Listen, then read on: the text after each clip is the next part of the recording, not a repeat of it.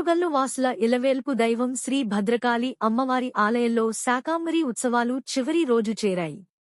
ఉత్సవాలలో భాగంగా అమ్మవారికి అర్చకులు ప్రత్యేక పూజలు నిర్వహించారు. అనంతరం 10 టన్నుల కూరగాయలు పండ్లతో అమ్మవారిని సర్వాంగ సుందరంగా అలంకరించారు.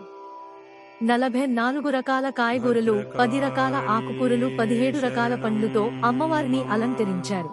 శాకాంబరిగా కొలువు దీరిన అమ్మవారిని దర్శించుకునేందుకు భక్తులు క్యూ లైన్లలో బారులు తీరారు. శాకాంబరి అలంకరణలో ఉన్న అమ్మవారిని దర్శించుకుంటే అష్ట ఐశ్వర్యాలతో పాటు ఆరోగ్యంగా ఉంటారని, అన్న పానీయములకు ఎటువంటి కొరత ఉండదని, అలాగే సకాలంలో వర్షాలు పడి ప్రజలు అందరూ సుఖ సంతోషాలతో ఉంటారని ఆలయ అర్చకులు నాగరాజ్ శర్మ అన్నారు. అమ్మవారి నామస్మరణతో ఆలయ ప్రాంగణం మారు మోగింది.